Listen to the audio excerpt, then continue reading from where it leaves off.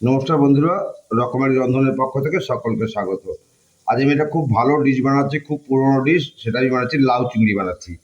দেখুন, আমি এটাকে মানে কড়ার মধ্যে চিংড়ি মাছটা আলুটা দিয়ে জিরে ফোড়ন তেজপাতা ফোড়ন দিয়ে ভেজে নেওয়া হচ্ছে।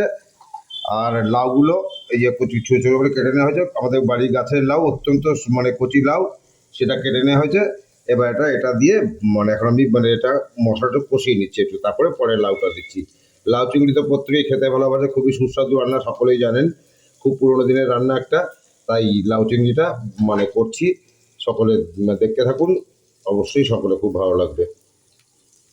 এটা হচ্ছে এখন এটা কষানো হচ্ছে।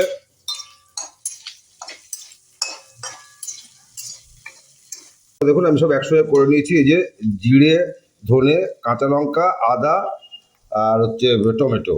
এই এটা আমি মানে একসঙ্গে কেটে বিয়ে করে নিয়েছি। জিরে, ধনে, আদা, টমেটো আর কাঁচা লঙ্কা।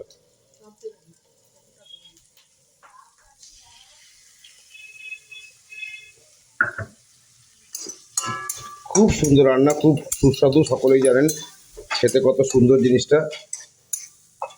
হলুদ বেশি দিতে হবে না, লাউ তো হলুদ বেশি যায় না।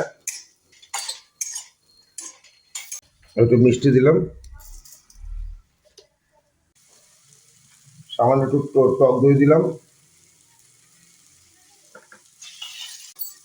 মশলাটা তেল ছেড়ে দিয়েছে, রান্নাটা মশলাটা হয়ে গেছে। এবার লাউটা আমি দিয়ে দিচ্ছি।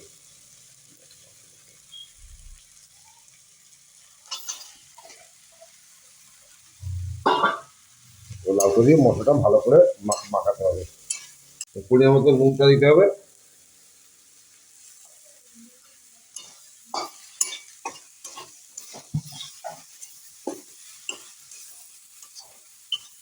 খুব চটজলদি রান্না, লাউটা খুব কচি লাউ। এবার মশলা কষিয়ে আমি একবারে দিয়ে নিয়েছি।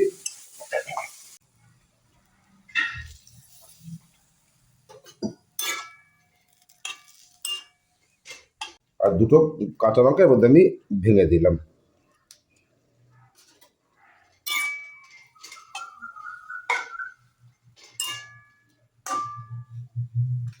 এটা আমি ঢাকা দিয়ে রাখছি, মিনিট 3-4 পর আপনাদের দেখাচ্ছি। দেখুন তো, ঢাকা দিয়ে এতক্ষণ কিছুক্ষণ ঢাকা দেওয়া ছিল।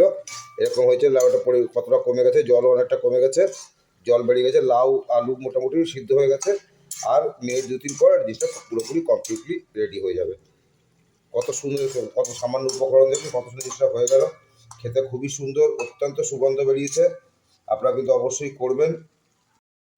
দেখুন বন্ধুরা, আমার লাউ চিংড়িটা পুরোপুরি রেডি। এবার আমি গ্যাসটা নিভিয়ে দিচ্ছি। এবার ধনে পাতা দিতে পারলে খুব ভালো হতো, ধনে পাতা আমার কাছে নেই। আপনারা থাকলে অবশ্যই দেবেন ধনে পাতা।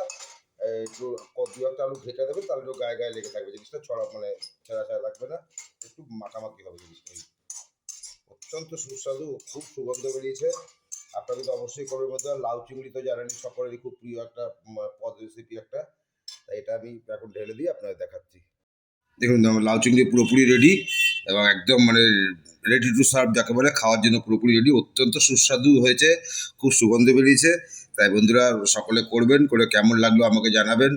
ভালো লাগুক মন্দ লাগুক, সব বিষয় কিন্তু অবশ্যই কমেন্ট করবেন। আর প্লিজ আমাকে এগিয়ে যেতে সাহায্য করুন, আমাকে সাপোর্ট করুন। আমার রকমারি রন্ধনের পরিবারের সদস্য হন। সকলের কাছে এই নিবেদন করছি। সকলের সুস্থতা কামনা করে আজকে এখানে শেষ করছি। পরের ভিডিওয়ে আবার দেখা হবে বন্ধুরা, সকলে ভালো থাকবেন।